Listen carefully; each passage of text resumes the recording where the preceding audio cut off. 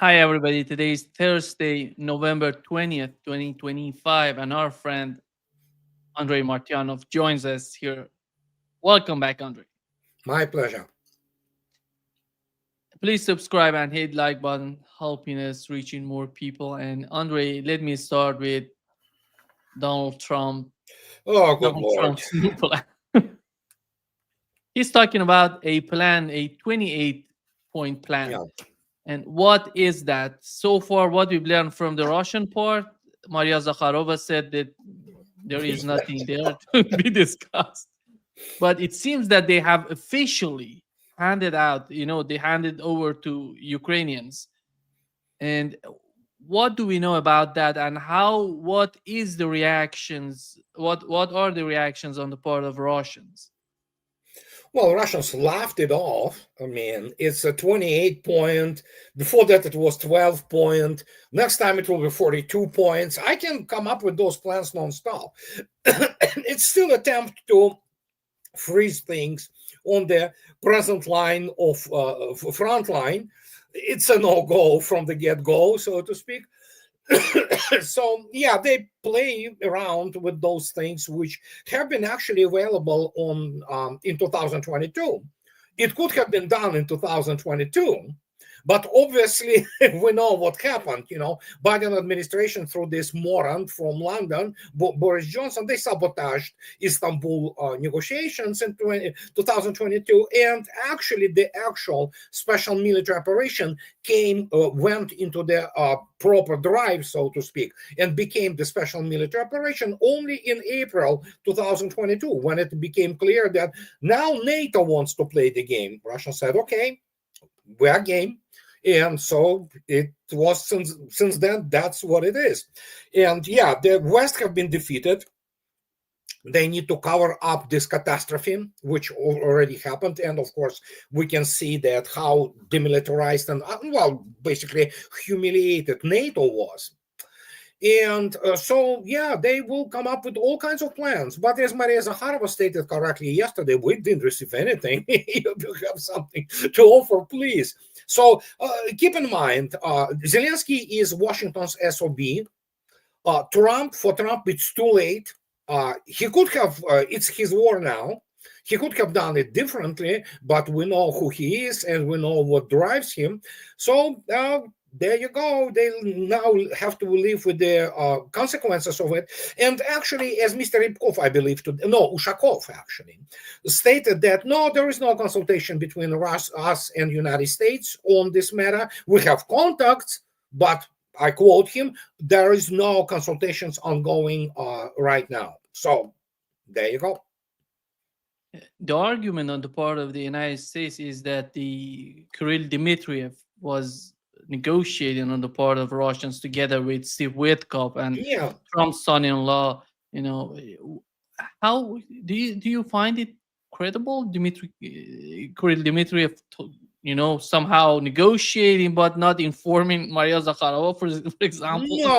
No. It's obviously Russians knew what was going on, but Russians are very legalistic, which is the only way to go, especially on the 80th anniversary of the start of the Nuremberg trial.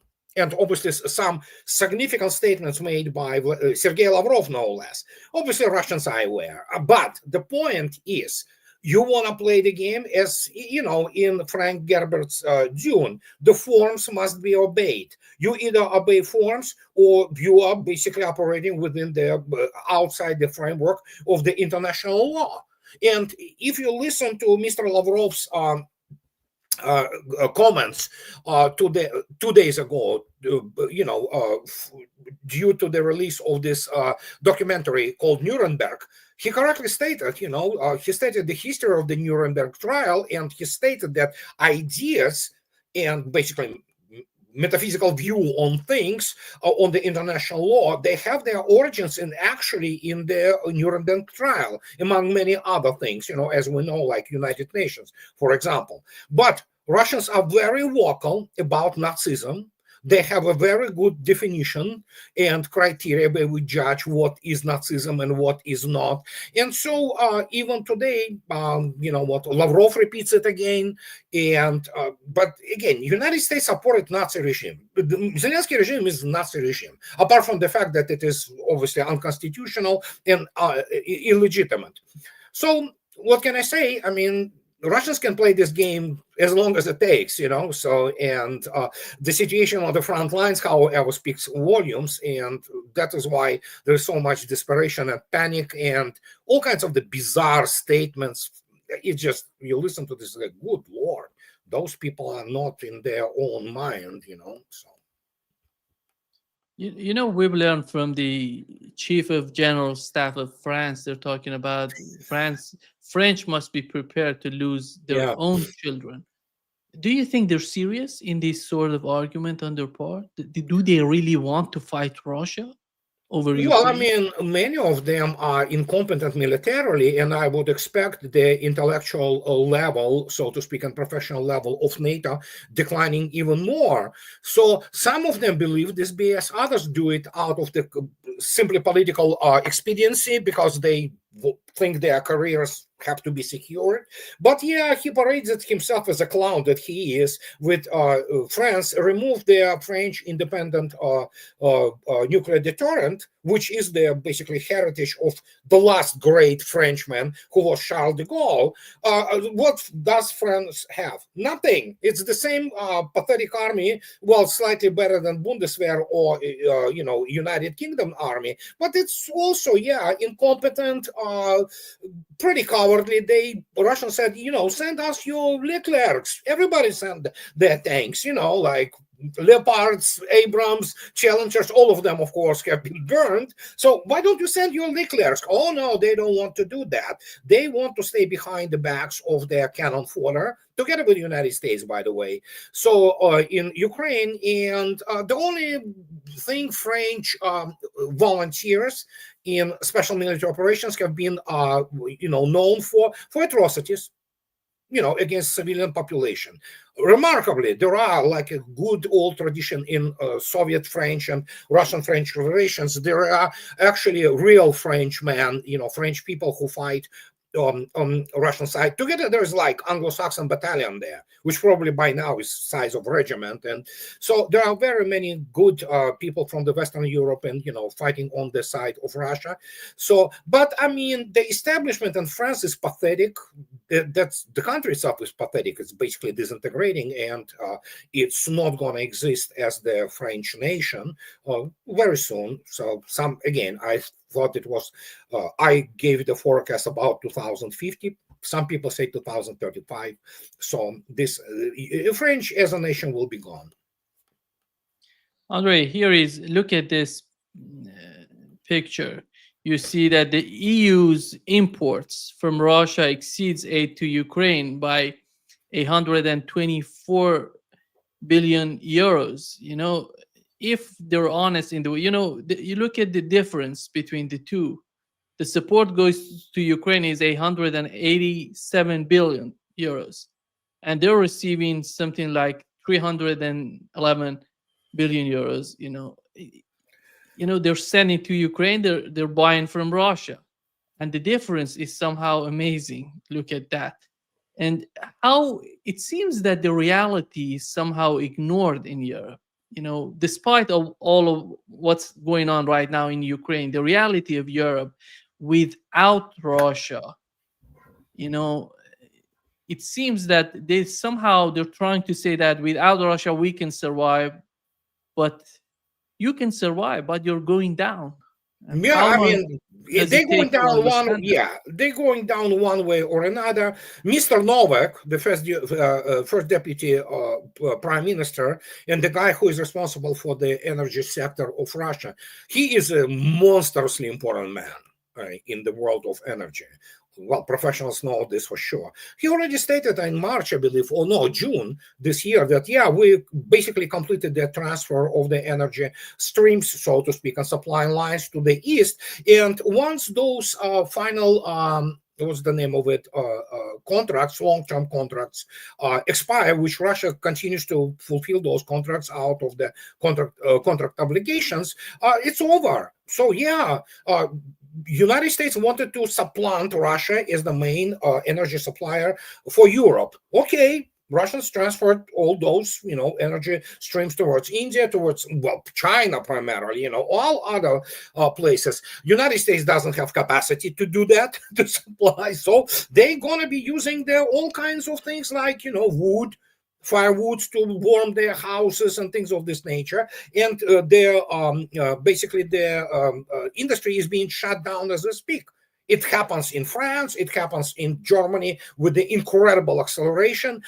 Same goes for United Kingdom and the rest of the European countries. They made their choice.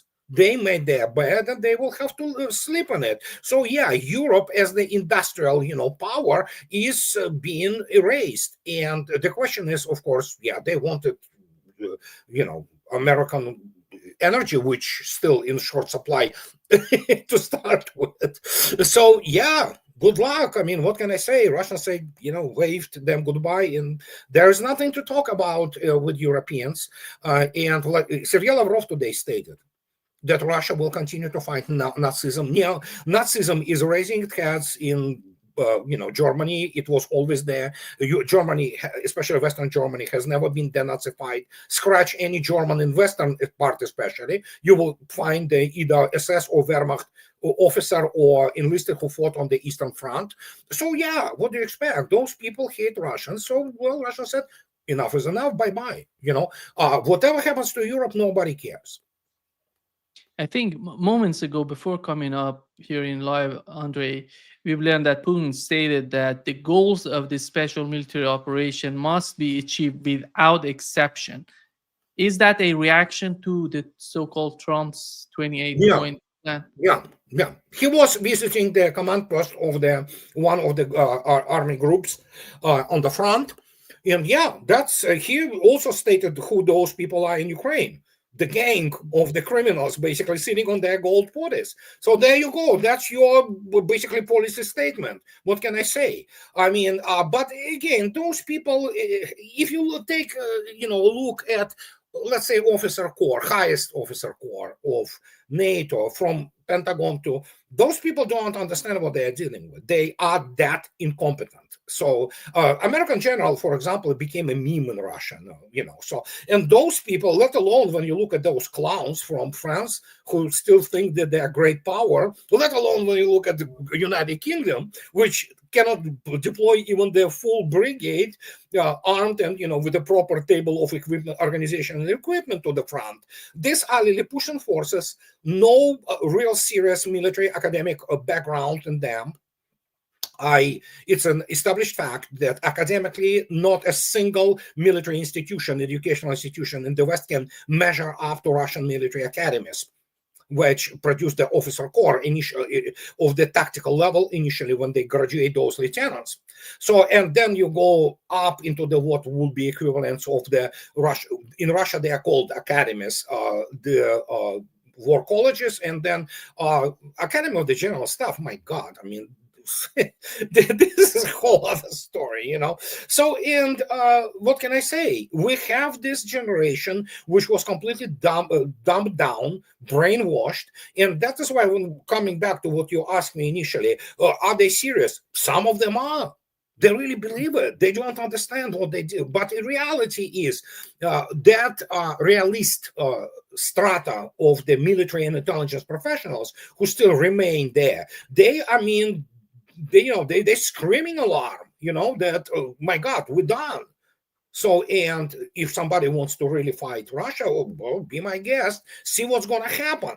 And these cretins, when they say, oh yeah, French army, we need to prepare, 1,000 additional whatever. Dudes, your whole army will be annihilated within 2 weeks.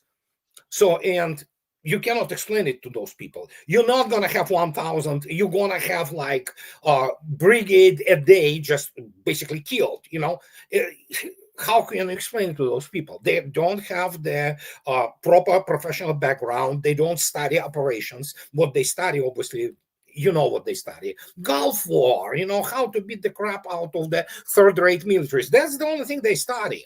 And then suddenly they have been demonstrated what Russia can do with the left hand alone, with the right hand being behind back. And they are some of them are panicking.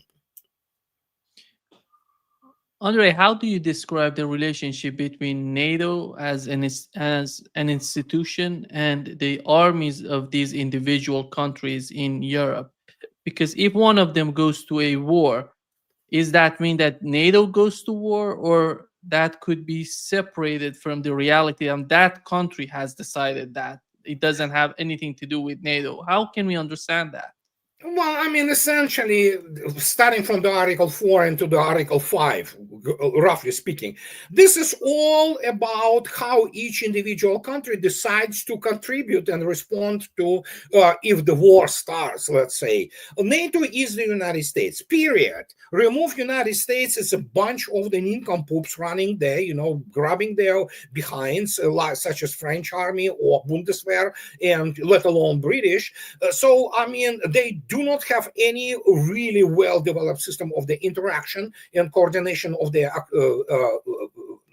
they talk about now this Schengen, military Schengen, because, we can transfer, tanks and all that things, Exactly. just without any kind of the barriers. Okay, good luck with that. The problem is that do you have required force? Europe doesn't. It's not just about the fact that they can assemble some force. It's the issue of if they can sustain this force. And Europe does not have resources to sustain this force. Russia does. Even the United States doesn't have resources to sustain any significant force. We're talking about the combined arms capable of basically conducting combined arms operations, the scale of what special military operation is. And it has been proven empirically beyond the shadow of a doubt. Only morons who live in the alternative reality, so they don't understand that. But I mean, for any serious military and economic mind, it is clear what is happening. Can they keep it if something happens in Europe? Do you think they can keep it in Europe, regional, or that could expand through the Northern America? Because we know the capabilities of the country. Because these neocons in the United States, they believe if something happens, Europe can be a buffer zone. They can even sacrifice in Europe is not that much. It's somehow amazing to look at this way, but if we go that extreme to understand what would be if something happens, how do you see the reactions if something of that scale happened in Europe?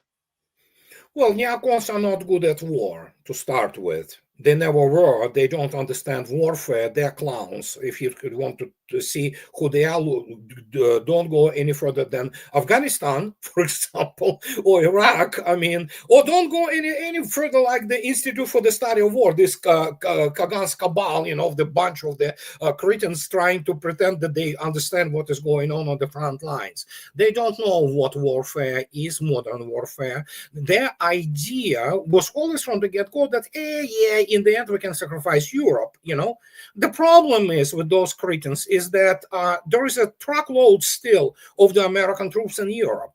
And guess what? They get it if, God forbid, something starts there. And they will be wiped out pretty fast because United States Army doesn't have any defense in terms of air defense.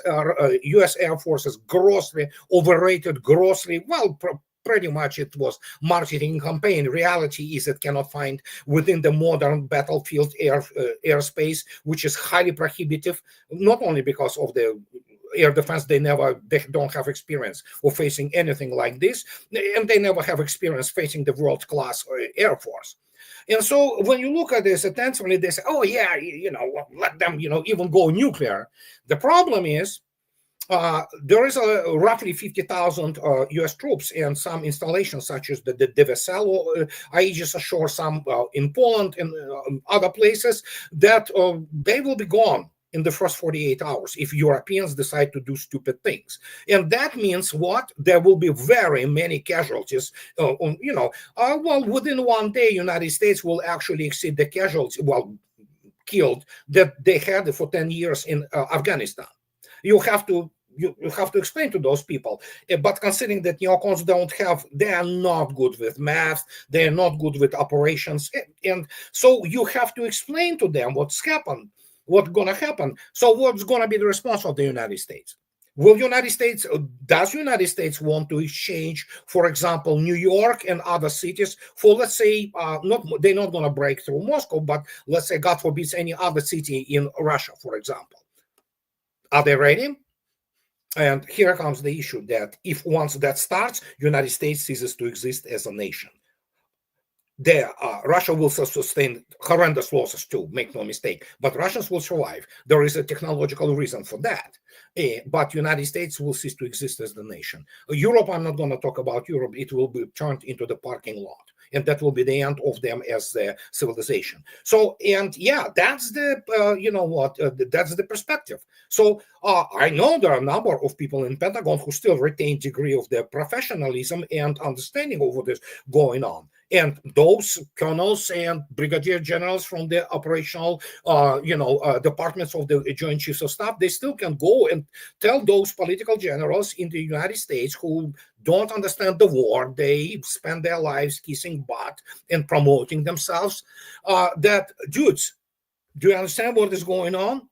So, but yeah, when you look at people like Kellogg or others and Ben Hodges or what have you. So yeah, you can see yourself what is happening. They literally live in the alternative reality. They do not understand what are they dealing with. And well, I mean, I've been at it for more than 10 years trying to educate people, and I continue to do this, that guys, forget about it. United States is not that military superpower which is portrayed in the Hollywood movies. Okay, the reality is completely different, and the United States actually is weak. Conventionally, United States is weak. That is why the United States is the nuclear-biased nation. It will be ready to go to nuclear immediately because it will be defeated conventionally. Is the United States under the Trump administration increasing the production of weapons? No, they try. It's not easy. United States still cannot produce or restore the manufacturing of the tanks. The United States doesn't produce main battle tanks.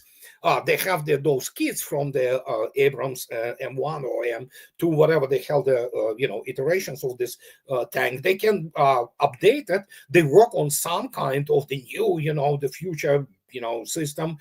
There is a huge issue with the production of the missiles, obviously, and it will remain so. United States simply doesn't have this ability anymore to ramp it up easily. They're not going to match Russia. Absolutely. The whole NATO cannot match Russia. In terms of the high precision weapons, United States is not even in the same league. And then again, in terms of air defense, United States doesn't even register, okay, in terms of the modern air defense and how it operates, including the what is called, basically strategic ABM, which they try to build now this, again, they call it Golden Dome. So it's probably going to be fake gold yet again. The problem is they cannot stop anything. They can't. You cannot. THAAD failed miserably in Israel. PAC-3 is just, it's an anecdote now. It's a meme, okay? So, and when you look at this, what else do they have? GBI, 30 of them? Oh my God. And even that, will they intercept anything? Maybe one or two, that's about it. United States doesn't simply have mitigating factor in the, God forbids, massive nuclear exchange. Everything what's going to fly will break through. And that's the thing. And what can I say? United States has nothing like a 235 Noodle, nothing like S-500 or S-550. So about, for starters, S-402, and you go on and on and on, and that's this reality. They cannot even produce the proper air defense systems, let alone the most important thing, the standoff weapons, which are ultra modern and cutting edge, and especially if they are hypersonic. There you go. I wrote about it 8 years ago. Now I repeat it again. You can say it, you can quote me, you can refer to me. United States lost the arms race, technological arms race, because it's essentially, what can it produce? It can produce a F-35. that it can. Whenever I hear Andrei Golden Dome, it reminds me of kickbacks. Yeah, that's what. Come on. I mean, listen. That's why it's called Golden Dome. Yeah, it's golden, all right, for golden parachutes and corporates. You cannot change this. You cannot change the DNA. United States doesn't have real cultural pressure, which nobody, including from the war colleges, can grasp. They don't have cultural pressure which forms your DNA to deliver and develop systems which actually protect. It is all about profits. American weapons are made to profit. That's it. They, again, I can quote only for first deputy chief of the general staff, former, who he retired about a year ago, of the Ukraine. Well, he comes out and says, well, yeah, Patriot Pact 3, yeah, 6% effectiveness. It's like, seriously, people, what are you selling? For example, in commercial aviation, which is still decent, okay, Boeing, for example, you still have to be constantly, pushed around, if you wish, or controlled by FAA, all those, specifications for the commercial aviation. They still managed to produce, obviously, a Boeing 737 MAX, which killed 300 plus people, but at least on the other planes, like, in developing of the commercial jet engines and things like that, there is a still system of the control. And because it is profit driven, actually, and, that works in the commercial aviation. The United States still kind of begins to lose a little bit to Airbus, but at least the United States always have been able to produce state-of-the-art good commercial planes, some of the best in the world. Here we have, it works. In military, it doesn't work whatsoever, because obviously, I mean, what? You want to tell me that some CEO of Raytheon believes, first, most of them do not understand basic things about real war. So if they believe or understand that, Russians or Chinese want to attack United States, who buys this crap? I mean, only more brainwashed morons. Well, you have Rand Corporation, the bunch of the cretins also, which are there, which write all those, defensive doctrines, which is like pulling out of their asses all kinds of crap. So, what can I say? I mean, that's the total bankruptcy of the system, and we can see it unfolding in front of our eyes. What it would take, as I warned about, a real serious conflict. Well, guess what? We got the largest war in Europe since World War II. And there you go. Andre, Trump was talking about a new fighter jet, F-47. It says that Boeing is producing that. Sure. And is there anything in the news, or do we have any sort of information about this fighter jet, and how capable is that, and what they're seeking for, the capabilities of this fighter jet, and how capable that would be in fighting? And is there anything to be considered to find out what is all about? I can tell you what it's going to be. It's going to be very expensive.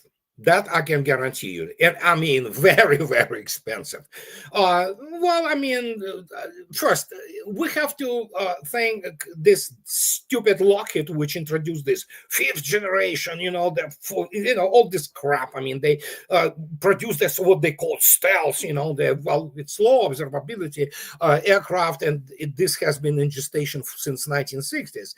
It's the fact that United States, the last great American plane, which was excellent plane, still is there. They're getting old. F-15, this is outstanding, machine, and it was really great. It's becoming obsolete nowadays. But the problem is, in order for even any aircraft, first, the whole idea how it was presented primarily through Hollywood and all kinds of this fanboys, resources about stealth. I mean, getting all those, shapes, doesn't mean that you are still stealthy. They don't understand that in the end there is a modern signal processing doesn't care how stealthy you are. It's all about how far you can reach with your weapons. And United States has the maximum range. United States can touch any kind of the modern air power is 160 kilometers. This is the AIM-120 MRAM. They say it's 180. Nobody saw it ever fly, that far. Of course, there could be all kinds of the reports that, oh my God, it flew 2,000 kilometers, and the problem is that even R-77, Russian one, which is they call Abramsky for some reason, but yeah, it's just common solution essentially for the air-to-air missile, is actually now in excess of 200 kilometers. And they have been real kills with it, which have been totally confirmed empirically in combat situations. Now, of course, you have R-37, which has the range of 400 kilometers. And so United States is not even in this game. So it doesn't matter what kind of whatever they say. Oh, sixth generation rocket plane, it can go to the low Earth orbit. Is it possible? Well, at some point of time, probably they will be flying like this. The issue here, again, they still continue to, run around with those idiotic ideas without understanding that United States Air Force never flew in modern times in any prohibitive air defense environment, period. They don't know what it is. Nobody in the U.S. Air Force Academy or U.S. whatever the War College or Air whatever the hell the name of all those organizations, they have no clue. They don't understand how it works. They don't understand how you jam, how you do evade. In fact, what are you going to do against R-37, which is hypersonic, by the way, Mach 6. So yeah, try. Just basic physics, basic, vectors, and see for yourself how far you can, how far can you get away from it, the range of 200 kilometers. And this has been all confirmed, combat kills. So we don't know all names of Russian aces, but Su-57, Su-35, Su-30s performed amazing feats of the beyond visual range combat. So what are they going to come up with? Whatever. You need to come up with the weapon system for starters. Every single thing like ship, plane, what have you, they are platforms. Their task is to kill. Their task is not to look like F-35, which cannot fly properly still, but your task to carry the weapons and touch it as far away from the enemy as you can. United States is not even in the same league. And then it's like with the USS Columbia, which should come out. United States objectively has the need to essentially modernize the nuclear deterrent fleet, which is, of course, we know it was still are primarily a higher class, not primarily, the only a higher class strategic missile submarines. They built Columbia, which probably going to be, it is enormously expensive, up to $10 billion a hull. But what does it carry? Well, it carry again, Trident 2 D5s, which by the time the first Columbia is going to basically, be shaken down and, goes to the patrol sometime in the start of 2030s, it will be carrying missile, which will be in its fifth decade. Okay, so there you go. And many people still cannot grasp what is going on. While Russians already carry the Borei class, which are state-of-the-art submarines, they carry Vulava, which is now capable of carrying hypersonic blocks, maneuvering blocks at the strategic intercontinental range. So this is different technological paradigm. And you can shoot down ballistic missiles, believe me. You cannot shoot down the basically maneuvering hypersonic blocks, period. You can't. United States cannot. Andrei, what is the most, powerful or somehow stealthy fighter jet that the United States has? Is it F-15, F-35? No. The most stealthy, as they call it, F-35.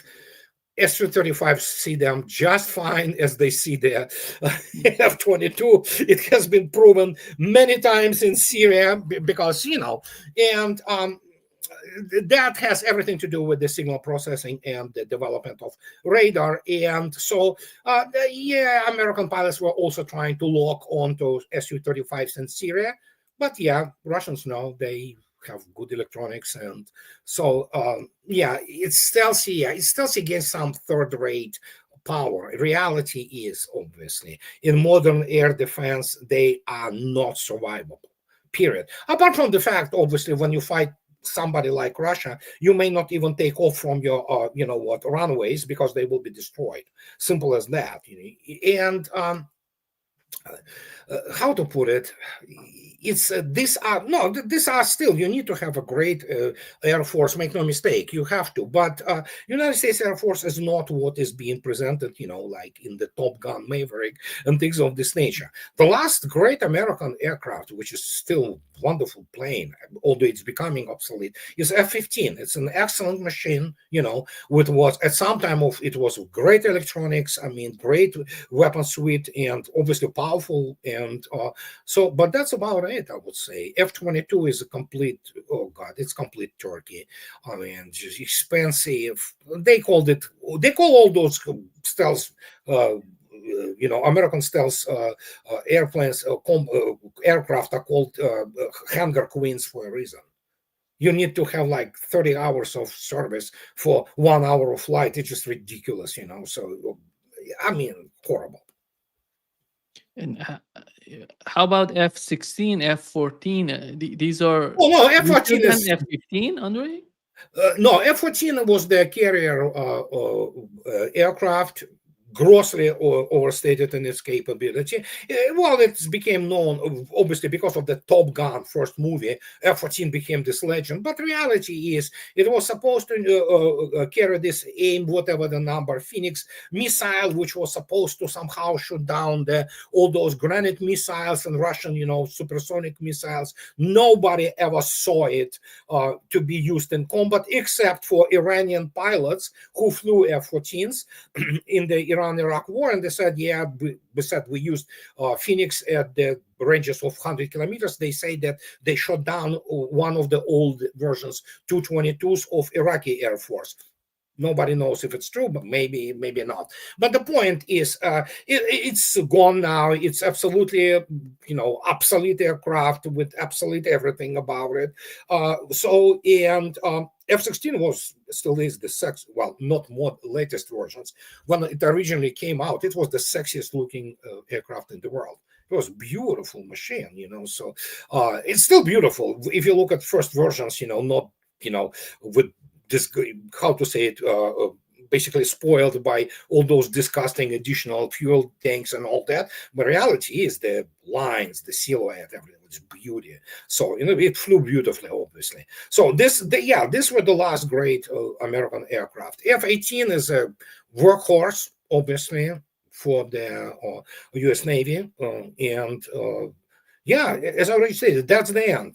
After that, what do they produce? F-35, laughable turkey, essentially, so which doesn't really work. And then as F-22, it was conceived as somehow fighting some stupid air-to-air battles, which never would have happened against Russian planes, So you saw yourself what happens when Ukraine lost more than 600 airplanes, air combat aircraft, due to encountering Russian Air Force and Russian air defense. Now they fly only in Western Ukraine, far away from their front line, because they know once they take off, my God, they're dead. So, and that's the reality of the modern air combat. And you don't have to be the pilot to understand how it operates, especially the mathematics behind it and physics behind it. And so, that's what we have. So they need to come up with some things like United States. At first, they laughed at the hypersonic weapons, and then suddenly it became the hot button issue, and everybody, remember Trump 2020? Oh, this Dark Eagle thing is about to be deployed. It's 2025 ending, still doesn't fly properly. So, okay, it's not easy. You need to have a completely different mindset. You need to have the completely different engineering school. And especially, you need to have the combat experience in real war against serious enemies to really have your weapon which works. But again, United States, they still believe, no, they don't. I mean, only imbeciles believe that somebody like Russia wants to attack the United States or China. I mean, looking at the relationship between the military-industrial complex, Raytheon, Lockheed Martin, and the Pentagon, the defense, the Ministry of War, right? yeah. And looking at the relationship between the two, Andrei, it seems to me that it somehow is abusing, the military industrial complex is abusing the government in the United States. Yeah. And is that possible for the United States to change the reality of this relationship? No, it's impossible. You need to have the culture. It's on the national level, on the national psyche. And United States is completely, always was in terms of the ground forces, nothing more than the expeditionary force, albeit at some point of time. And again, thanks to the Red Army, primarily in the Normandy, and when the United States really contributed immensely to the Allied cause. But the point is, you cannot change the culture. That's why Eisenhower called it military industrial was just a part of it. It was military, industrial, congressional, and now it's media complex. So this four, once you go towards the 2 stars and above in Pentagon, it's known fact, your task is not to develop, and fight for a country. No. They know that nobody is going to attack the United States, so it's about how to maintain the bottom line for the shareholders of the military industrial complex companies. And they have to have those sinecures, those generals, they love their, additional, so to speak, salaries, if you wish, in addition to their pensions, because Lord Vader, remember, all kinds of those people, American generals, ending up on the boards of all kinds of the military industrial corporations.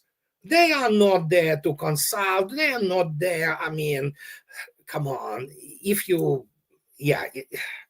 I don't even want to go there. This is so different from, let's say, Russia or China, that I cannot emphasize enough. It is all about shareholders, bottom line, and how much dividends, and how many, all those remunerations. Oh God, I don't. So how much you get paid, in those bonuses. That's the only thing. They don't care about anything. Anybody who tells you, from former general who comes out and say, but the Russians are about to do this, no, don't believe it. If he believes, anybody who comes up and believes this, so they have their head checked, because it's examined, because there's a certain mental breakdown there. It's like Secretary of the Navy Forrestal. Remember, legend has it that he jumped out of the window with screaming, the Russians are coming. So, I mean, if those people of that type of the mental state, then we are in trouble. We are looking at the fanatics and morons.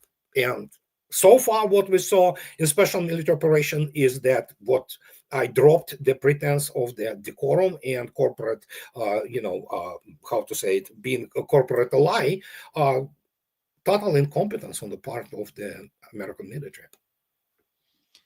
Andrei, whenever we talk about the economy of the United States, the main problem right now, as we talk with economists, they're pointing out that the United States is not producing. It's just somehow is buying the products from outside, from other countries like China.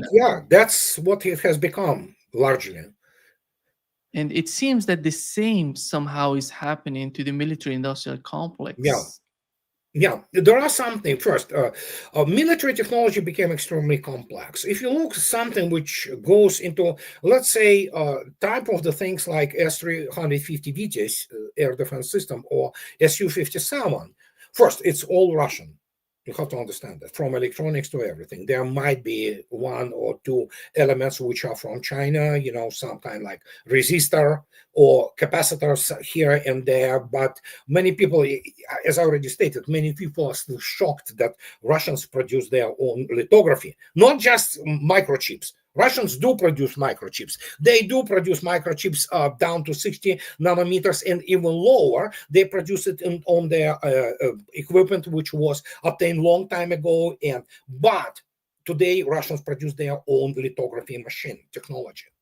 They started with 360 nanometers. People say, oh, yeah, it's like, no, it's Pentium 2, guys, if those who didn't know it. And actually, it's about half of the all microchips in the world, which still are in operation. Those people who do not understand, well, because they know their level of technological expertise is no further than iPhone they use. But next year, it's going to be 90. Machines, not just production. Russians produce those microchips more than enough for a military industrial complex, but it will be down to 90. And then, actually, they say 26 nanometers. This is going to cover pretty much 90% of those things. If you need those 2 nanometers, which we know primarily marketing thing, they can always buy from China. They can buy those Chinese, which they buy, Xiaomi or whatever the name of those things. So, and when you look at that, it just, how to explain it? United States doesn't have any more resources to produce all of it. We know they had struggled with the gigantic number of the Chinese electronics. They started to kind of cut off Chinese electronics, which went into the US military systems. But as the Telegraph reports yesterday, oh my God, we are running out of TNT. Okay, yeah. So you remember just 2 weeks ago, horrendous destruction of in Kentucky, I believe that was the TNT plant. Number of people died. A horrible tragedy, actually. But the point is, there are so many elements which are coming today into the modern military, in military technologies, that, United States doesn't produce this anymore completely on its own. It used to, but again, things became so complex that, and we know that they built this, essentially Taiwanese TSM, whatever the name, TMSC fab in Arizona and also in Texas. Huge problems. They thought that they will build it really fast. Now it suddenly turns out that they say, well, considering the first sweat mongering system of the Taiwanese fab of the microchips, Americans are not Taiwanese. They're not going to tolerate, and rightly so, any kind of those conditions of the basically sweatshop, which turned out Taiwanese fab is. Then, of course, there's issue of chemistry, issue of the water, issue of everything, and suddenly it's like, oh no, not the next year, next 10 years maybe, So, yeah, it's moving ahead, but most of it, if you look attentively at the American shipbuilding, you look attentively at other things, and even the airspace, commercial airspace, so many things which are getting around from the different parts of the world. There are components now of the otherwise legendary General Electric and Pratt and Whitney commercial jet engines, which are made not in the United States. So it's like, it's a very complex system. And that is why they never understood what they were dealing with is Russian joke. It's really true, actually. They said they decided to fight the country, which is nothing more than one huge military academy attached to the one huge military industrial plant. That's all it is, essentially. So, and guess what? And again, we're talking about the generation of weapons which are, and again, with the Burevestnik, it's and what is powering it, it's a technological revolution. Many people still do not understand. It's essentially something on the scale of the manned flight to space. This is the scale of it, probably even more, even larger, because it opens the road into and Russians and Chinese already working on the development of the lunar base. And after that, it's the exploration and mining of all those wonderful and only morons believe that Elon Musk can get us on the chemical rockets. You cannot explain to them that, guys, this is not how it works, So, but yeah, we're looking at the technological paradigm shift. And then, of course, we're looking at the geopolitical paradigm shift. And anybody who has any common sense left and are not delusional, they understand that the West is done. It's over. It's just a matter of time and matter of manner in which the capitulation will be signed. Andrei, just to wrap it up, how do you see the role of rare earth if China decides not to send rare earth to the United States? How is that going to influence the military-industrial complex? So what if China what? Decides not to send rare earth minerals to the United States. Rare earth. Well, I mean, Chinese will. They obviously use it as a leverage, but yeah, it's a very serious thing. Without it, my gosh, you're done. So that is why Russians are actually right now developing their own. Russia has all rare earth minerals and rare earth metals. It's just that they were primarily, frozen because of the ability to buy from China, and uranium, for example, from Kazakhstan. Now suddenly, Yampolskaya field, uranium field, is being developed really fast in Yakutia, and then there are a number of the rare earth minerals facilities in Russia which are being updated and developed. So yeah, I mean, everybody understands you have to have energy, all those really, really funny things to produce something so outstanding as, again, those very small nuclear reactors with over the megawatt class. It's like, really? Again, as I said, technological revolution. Many people still do not understand. They believe that Tesla truck and iPhone is technological revolution. You cannot fix those people. They're stupid. And I'm sorry to say that. No insult is intended, but yeah. But reality is this is where the technological breakthrough had happened. And then the next thing will be, obviously, which Russians are nearing it, a complete and closed cycle of the nuclear reactors without any kind of waste.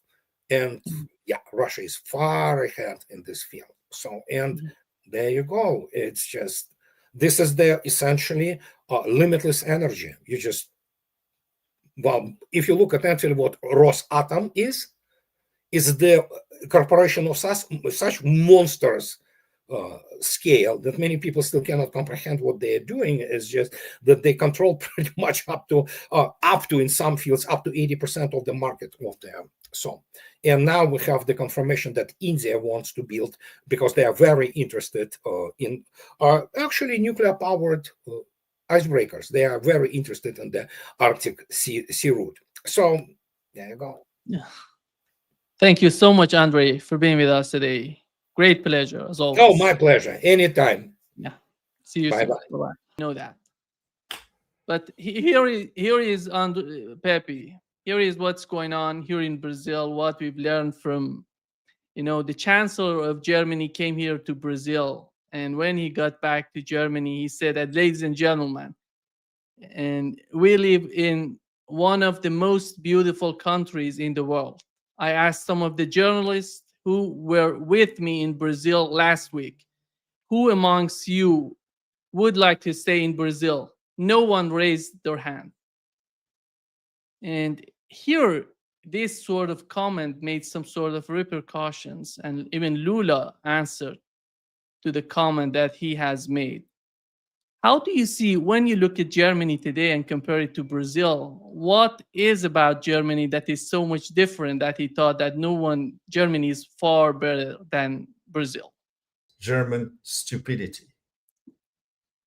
Even if I was trying a Hegelian loop, or if I was trying, maybe if I was trying a Schopenhauer loop, Schopenhauer knew that stupidity was inherent to the human race. And obviously he was thinking this specifically about Germans, of course.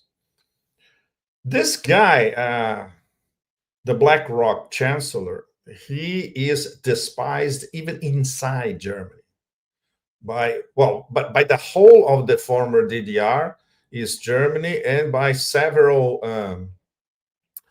several parts of Western Germany as well.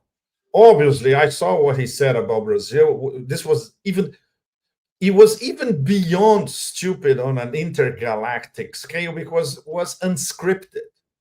This means that he really meant it.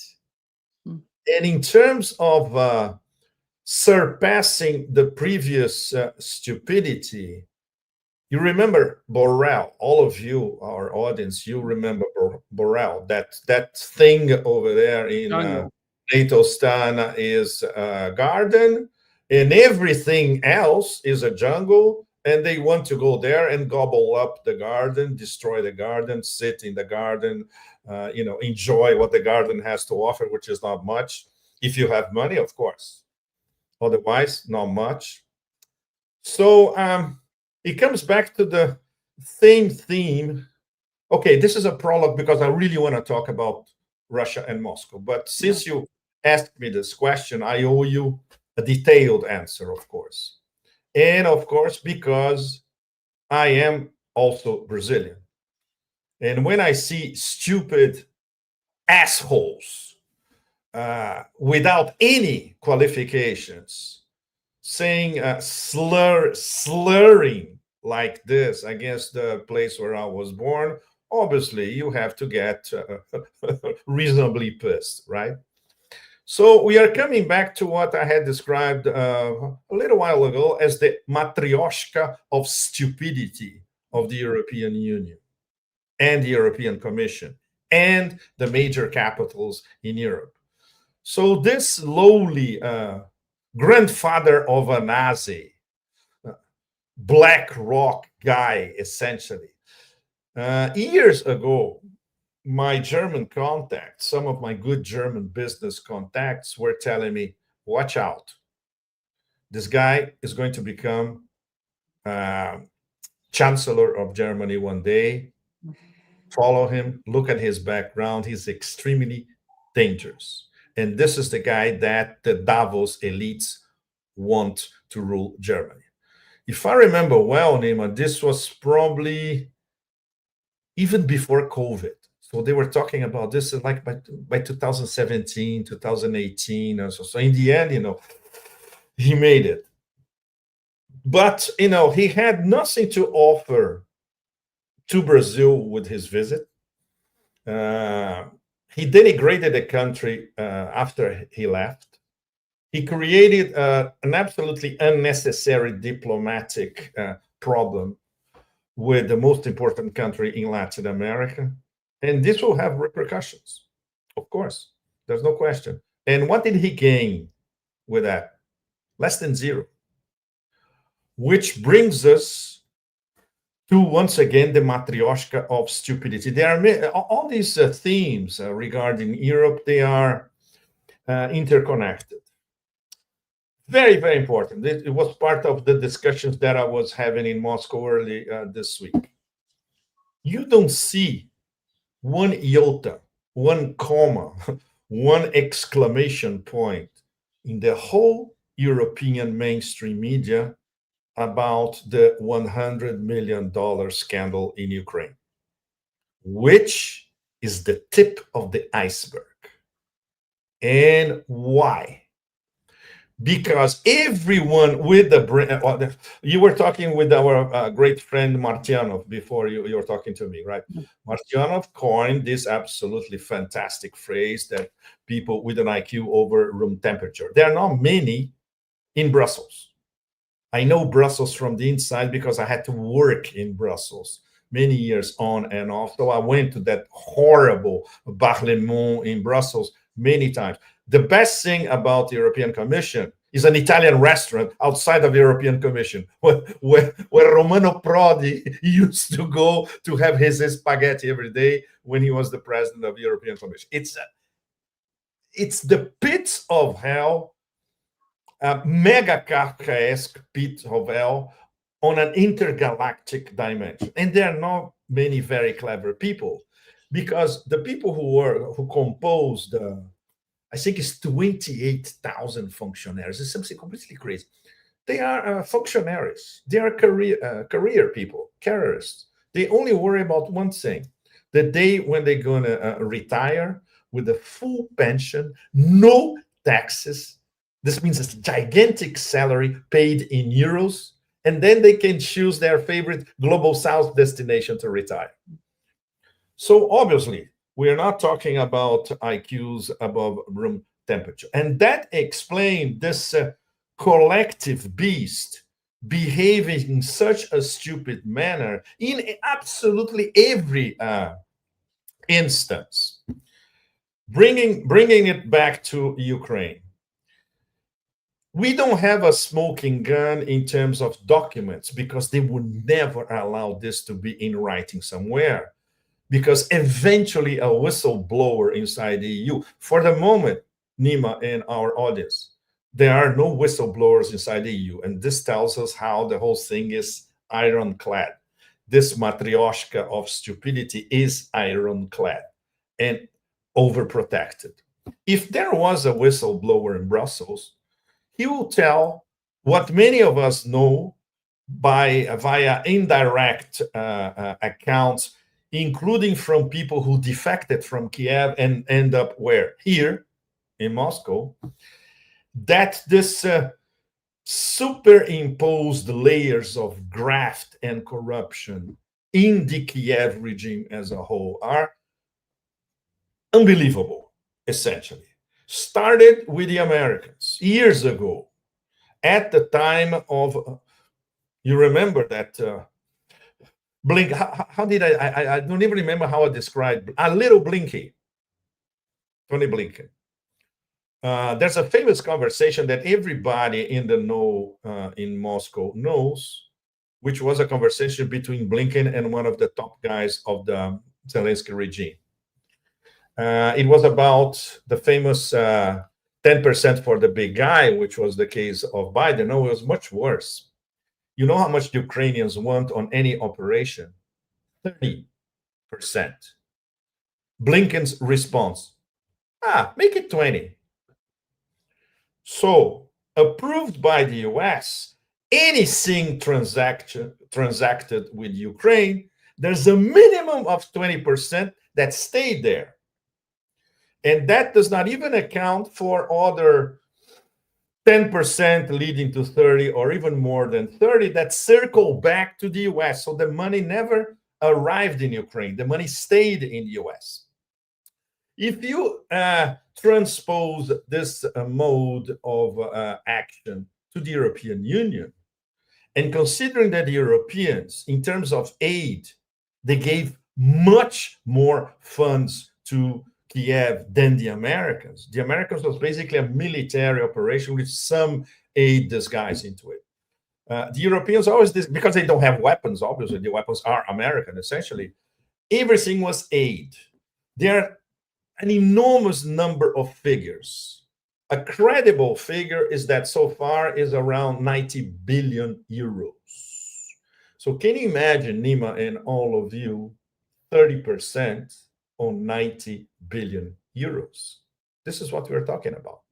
So when you look at this 100 million uncovered by NABU, which is an ongoing investigation, the Europeans want to push it down. No, there's nothing to investigate. There's nothing happening here. Why? Because they know that this can be circled back and tracked back and traced back to the European Union. And who's the number one toxic character involved in it with a background of corruption, fully proved, but not documented because, once again, there was not a single sheet of paper or facts or, print out, etc., implicating her directly in the famous COVID Pfizer gate. The toxic head of the European Commission, the toxic Medusa von der Leyen. So that explains this thunderous silence in Europe, trying to get rid of this latest scandal. Or if there's somebody from Finland, Latvia, one of the Chihuahuas saying, basically they're saying, oh, of course, scandals happen everywhere and all that, but we should not lose track of the most important thing, which is the Russian aggression. Blah, blah, blah. There you go. So this is just for you and for our audience, a small aperitivo in Brazilian, of the levels, the multi-levels of corruption in Kiev, which involve the whole of NATO staff, not only the US, but especially the Europeans. They're fighting each other, Pepe. Kaya Kallas and Ursula von der Leyen, they're fighting each other. One of them is complaining about, Kaya Kallas was complaining about that Ursula von der Leyen is concentrating everything in her hand, and she wants a better position. She wants to be more powerful within Europe. You know. Yes, and this Estonian batshit crazy thing, she cannot run a herring stall by the Baltic Sea, and she's running the foreign policy of 450 million heavy taxpayers across Europe, and she wants more power. There is no, if you follow this woman on an everyday basis, if you are mazo, a mega mazo, and you follow Callas every day, what does she do every day? What kind of stuff is she saying in her public appearances, PR, whatever? There's only one theme: Russian aggression and more sanctions, which is exactly what she's fighting for the next level of sanctions. This is what she said today after the end of the European Council, Foreign Policy Council meeting. And on top of it, now we have a cat fight. They are fighting each other because the batshit crazy Estonian wants more power. People, even for you to have an idea, even inside Brussels, among the lower IQ crowd, she is absolutely detested because they know how she got there, this position. It was thanks, of course, to the toxic Medusa before the current cat fight, with no credentials whatsoever, pure incompetence, and obviously coming from a country that can be like the equivalent of a mini suburb in Sao Paulo, or the equivalent of a mini suburb here in Moscow. First of all. Second, you know that mediocre people, when they get to the top, they are even more ambitious than before. And they think that this is a God-given right for them to arrive at this position of power. She is a classic case, and it's going to get much, much worse. There is a movement, even in Brussels, to get rid of her because she didn't do any. She did less than zero to promote European foreign policy all across the global south. There's no question about that. But even in the global north, no, to the point that the Americans don't even know who Kaja Kallas is. They don't talk to her because they know that she's less than zero. She doesn't account for anything. Can you imagine if they're discussing a peace plan for Ukraine, if they're going to call Brussels and ask the call together? Obviously not. So she is beyond irrelevant. But this problem of representation at the highest levels inside a Kafkaesque machine, she is the embodiment of everything that is wrong with the structure of the European Union. And that's why I use this metaphor of a matryoshka of stupidity. And you keep peeling the dolls out of the matryoshka construct, and the next one is even more stupid than the previous one. Yeah. In her case, maybe she is the big doll, Nima. Well, there's a strong competition. Who's the big doll? The toxic Medusa or the Estonian batshit crazy? It's tough. It's very tough. Very tough. Pepe, you're in Russia, and the United States is talking about the new plan, 28-point plan on the part of the President of the United States, that it seems that the government in Ukraine has officially received a document. And what is going on in Russia? What do we know about the Russian side? Are they talking about it in Russia? First of all, let me break it. I think I'm going to break this in a podcast to you, first of all, and to our audience. Yesterday, we had a very long 2-hour exclusive interview with Maria Zakharova. We had online, among others, Judge Knapp and George Galloway, and live at the studio, at the TASS studio in Moscow, face-to-face with Maria, Larry Johnson, and myself, and the head of a dialogue discussion club, Russian, relatively new, at the highest level. They bring guests, especially from the US, to talk to ultra high level Russian military academics, PhD students, economists, etc. That was the reason why earlier this week, Alistair Crook and Larry Johnson, our friends, were there. And I come to Moscow on and off all the time, as you know, but for other reasons. But then I caught up. And it's great because the discussion club now invited me to be a full member as well. And I deeply appreciate that, because we are a very small group of friends, let's say from the US to Russia and including this nomad here. And of course, we need to be talking to each other all the time. So in terms of a discussion club, this one is at the highest level. So we had 4 yesterday.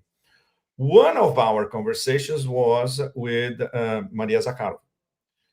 And one of us asked her point blank about the 28-point plan. She gave a very elaborate response, which all of you will see when this discussion club publishes the whole interview, because the interview was with simultaneous translation. We were asking our questions in English, and Maria was answering in Russian.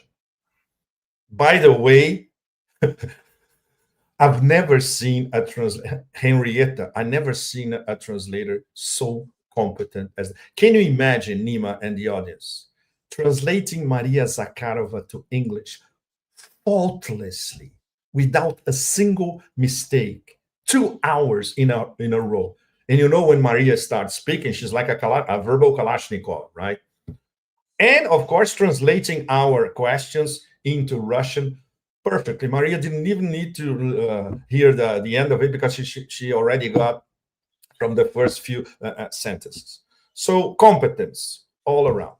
So to cut the story short, her answer: we did not receive anything from the Americans. So that settles the case. This means there's no official plan, and Russia is not part of this plan. One thing is the Russian negotiating team, which includes Minister of Foreign Relations Sergei Lavrov and Special Advisor Ushakov. If it doesn't come from Ushakov and from Lavrov, it's not the Russian official negotiating team and position. It comes from Kirill Dmitriev, which is a very complex character. And now I have to apologize to you and to our audience, because now I got the full Dmitriev dossier here, but I cannot talk about it for a number of reasons, including because this interferes with the official Russian negotiating position. What I can tell you guys is that Dmitriev is not the official Russian negotiator. He may be talking to Witkov. That's another story. According to himself, Dmitriev, they were locked up 3 days in Miami, Witkov and himself, and then they hatched up this plan, so-called plan. There's another version, Nima, which is even more, I would say, absurd. Who participated in the hatch up of this deal apart from Dmitriev and Witkov? Vance, vice president. Okay, that makes a little bit of sense, although he doesn't know anything about Russia. Worse, El Gusano Marco Rubio, the invader of Venezuela, who cannot even point to Kiev in a map. And it gets worse than that, if it's possible. But don't forget, this is the American deep state. Jared Kushner, the guy who invented the Abraham Accords and the Trump 20 point, 21 point, 20, I don't know how many points, it's at least 20, voted at the UN Security Council and approved by the UN Security Council, assuring the destruction of Palestine, destruction of Gaza, at least.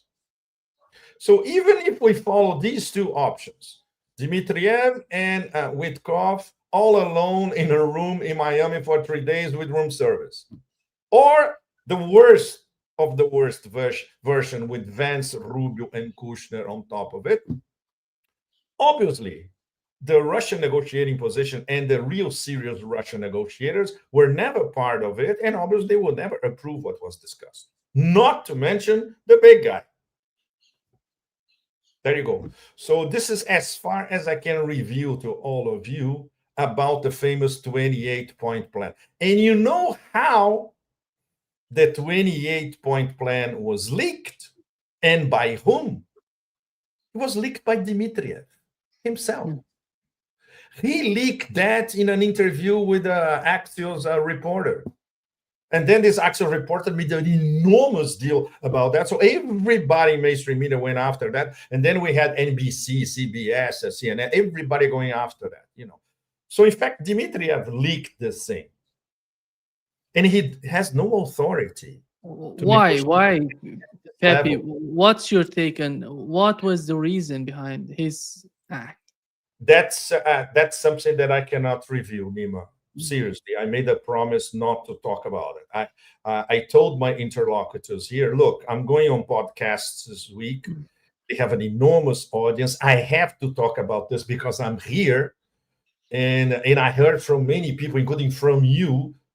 And of course, I heard about finally, I put the pieces together about Dmitriev, which is a very complicated character. And what we can say absolutely for sure, without even need to check, is that he is not the official Russian negotiator to come to an understanding with the Americans, not only about a possible resolution in Ukraine, but the reset of the U.S.-Russia relations, which is the big deal. And then everything is part of the package, START treaty, direct flights, reopening of embassies, you name it. And of course, American investment in the Russian economy, the end of sanctions, reinstating Russia into SWIFT, etc. This is not going to be negotiated by Kirill Dmitriev. And that's where I need to stop. I apologize, but I'm sure many of you will draw your own conclusions. Pepe, how do you find the situation in Ukraine with the Zelensky administration? Do you think that Zelensky is in the process of being removed from power in Ukraine? Of course, the thing is how. Now it's more or less inevitable. And there is a consensus here among well-informed people in think tanks, academics, people close to the intel apparatus, that it's just a matter of time. And obviously, who's going to kick him out? Essentially, the Americans are going to find the right actors in Ukraine, from an American point of view, to throw him under the bus, much to the despair of the Europeans. And this connects to what we were discussing a few minutes ago, the corruption scandal. The Europeans have to do anything that they can to hush this corruption scandal, because they know that will end up in Brussels as the largest donor of Ukraine. And everybody knew from the beginning that they were dealing with a mega mafioso setup in Kiev the oligarchs, the neo-Nazis, the advisors, you name it, the different industries, and obviously they don't want NABU, which is investigating this particular $100 million, which is peanuts. In fact, they don't want this to go on. And they are exercising pressure to wrap up the investigation, which has not even started seriously, So we come back to, okay, so who's next? That's the problem. There is no who's next. It used to be for a while promoted even in the Vogue black and white photo shoot, glamour photo shoots, Zaluzhny. But everybody knows that Zaluzhny is the MI6 guy. It's not the CIA guy. It's not the Americans guy. It's not the deep state guy. So it's not going to be him. Because the ones who are organizing this transition between commas are the Americans. So we are once again in a void. Total void. But they know this here. Here, Nima and our audience, the level of understanding of the situation in Kiev and in the rest of Ukraine is up there. They follow everything. They know everything that is happening. They have, of course, their own informants, cells, etc. Not to mention Ukrainians who defect all the time, or Ukrainians who manage to leave the country and they have relatives here in Russia. So, they're, let's say, binational families. We can put it this way. So the back and forth of information is absolutely first class. So they have no illusions about what goes on over there. As much as this mafia clique in Kiev has all sorts of illusions about the Americans, about the Europeans, and about the Russians as well. So it's very uneven.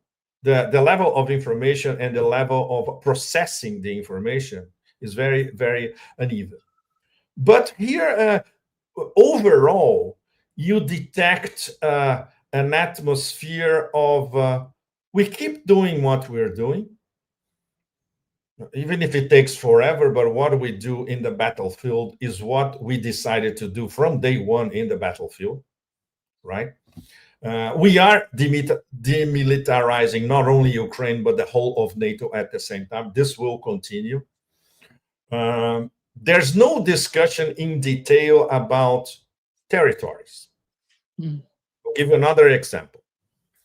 One of the other interviews that we had yesterday was with General Apti Alaudinov. He is, as many of you know, the guy in charge of the Kursk region. Yeah. No, he's from Chechnya, from Akhmat.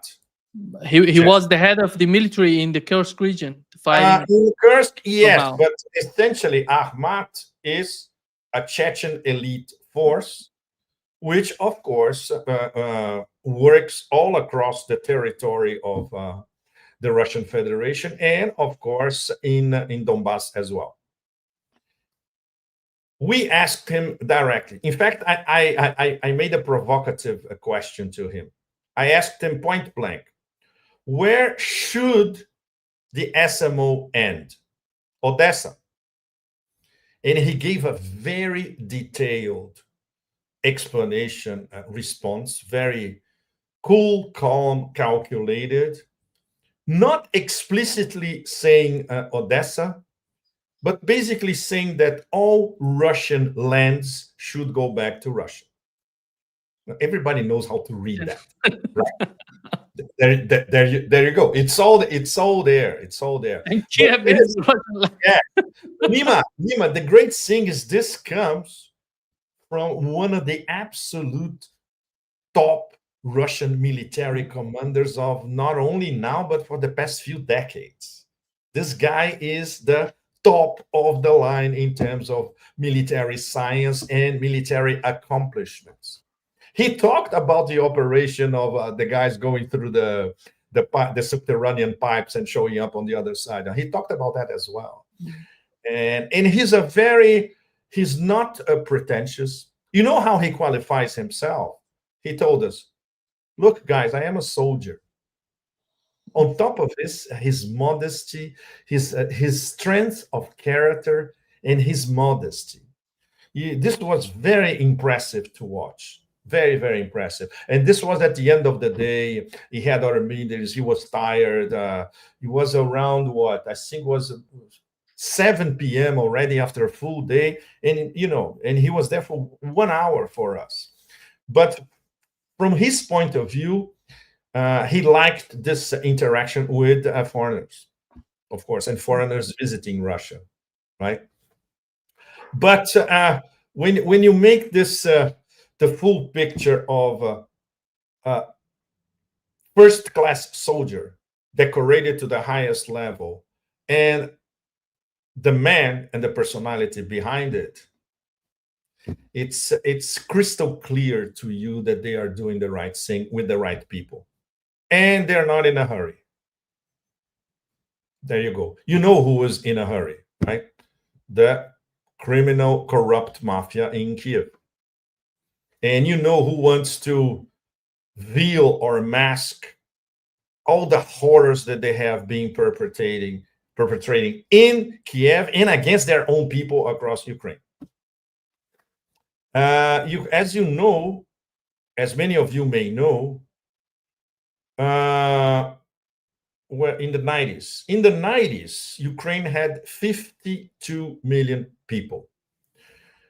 According to the best figures now, do you know what's the population of Ukraine now? I had another figure today confirming that. 19 million. Mm-hmm. So I thought that it would be 20, 22. No, 19. Yeah. And 19 and going down all the time. It's not that 19 stationary state. No. It's 19 and still going down. It was 20 something a little while ago.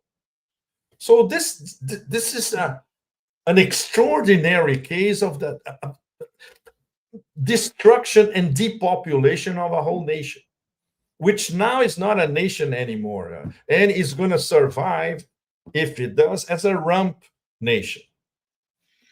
One thing, by the way, nobody mentioned that the conquest of territory would go all the way to Transnistria and closing the Black Sea to Ukraine. This is a working hypothesis, which is something that is discussed among circles here. There are more, how can I say it? Not aggressive, but they are more patriotic, nationalistic, and in terms of, look, to cut the head of the snake, we have to get rid of the snake for good.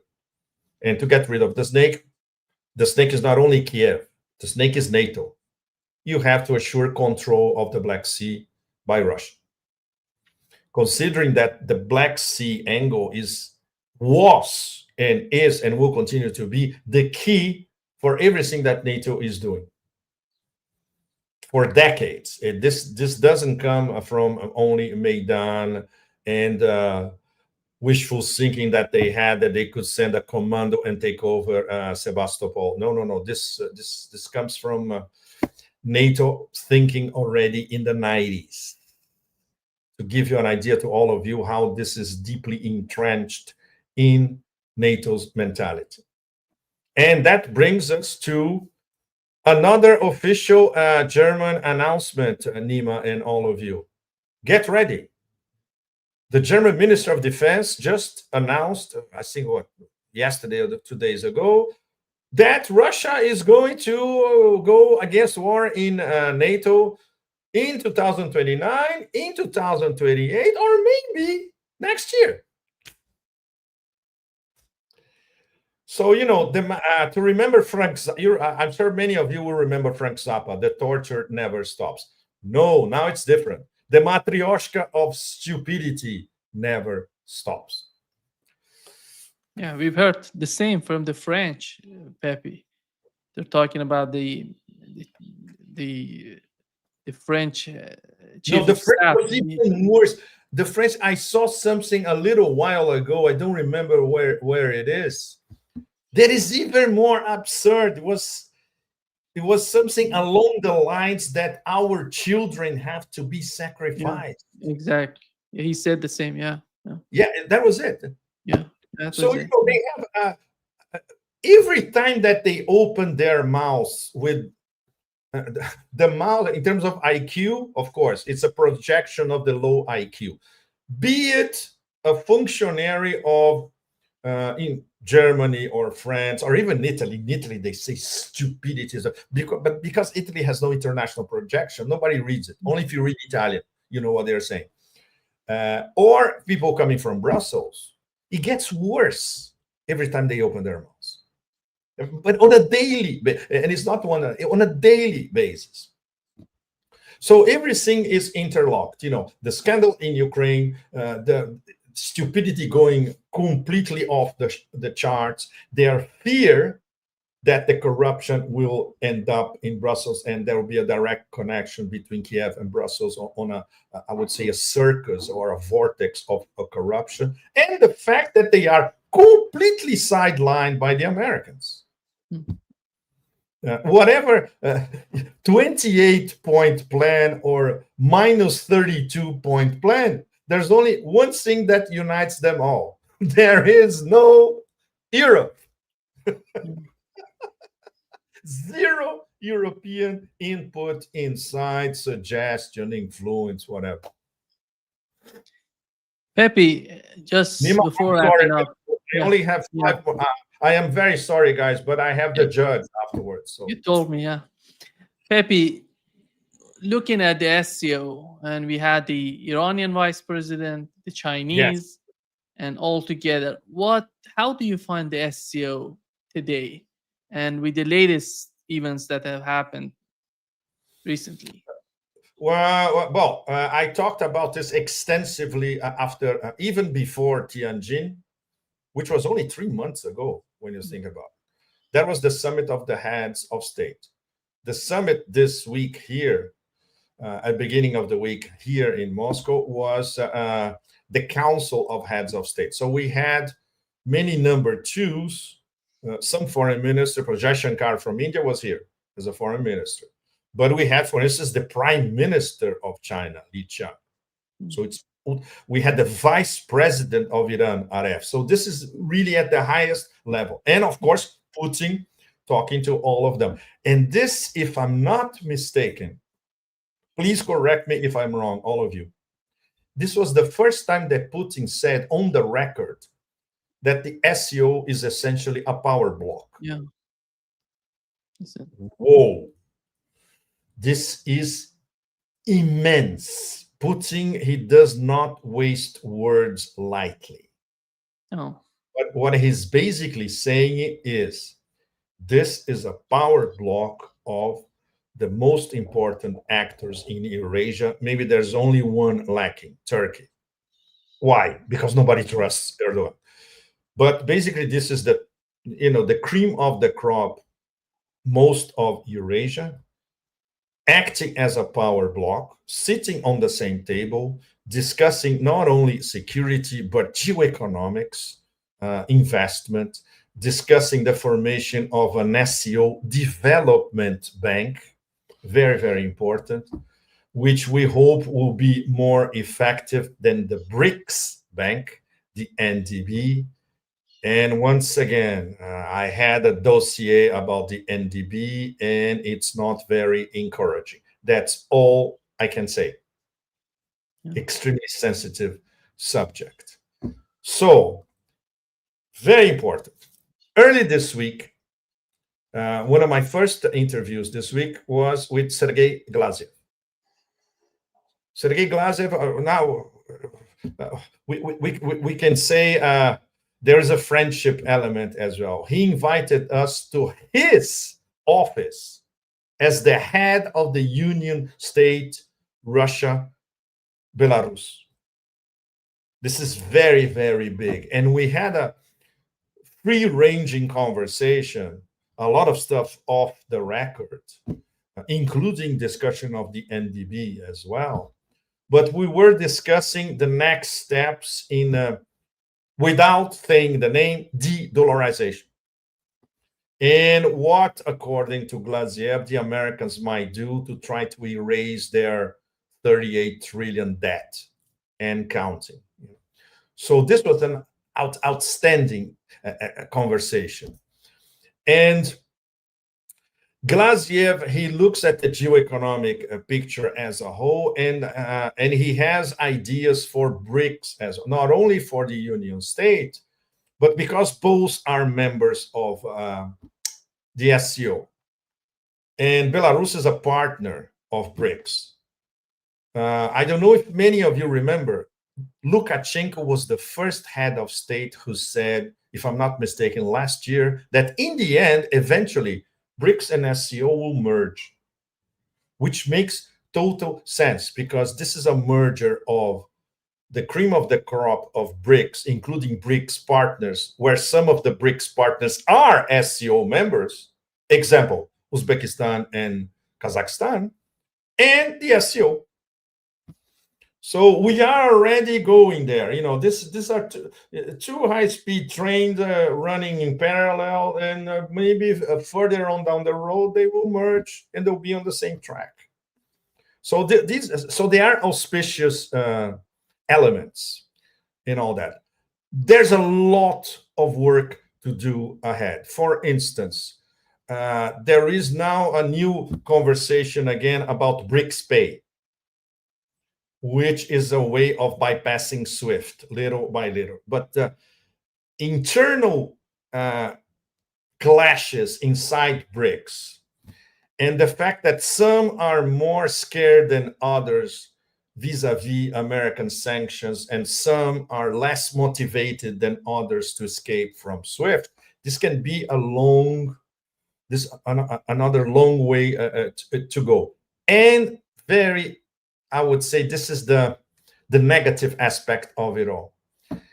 BRICS Pay essentially is linked to the UN Global Agenda 2030, etc., which is an absolute disgrace because it was dictated to the UN by Davos, by the World Economic Forum. They made a deal in 2019 before COVID, Davos and the UN. And that's where the UN Agenda 2030 comes in. So BRICS has to dissociate itself from anything linked to the UN. Just to give an idea to all of you of how complex the whole situation is and how you have to untangle all these relationships at the same time. Muito obrigado, Pepe. Muito obrigado a você. Desculpe, Nima, o início, mas eu vim de 2 jantares e de 4 entrevistas hoje. Ou seja, você imagina a minha cabeça está explodindo. O povo pode não entender, mas somos presentes. A gente entende como é que tá. A gente comunica assim. Exactly. We understand how, and it can be difficult. Don't forget, it's almost midnight here after a day that starts at 8. And it's a full day. Obviously, you are tired. But I always try to make an effort to talk to you and to our audience, even if it's midnight, 1 in the morning, whatever. You deserve everything, guys. Support me. All the best. Cheers. Cheers.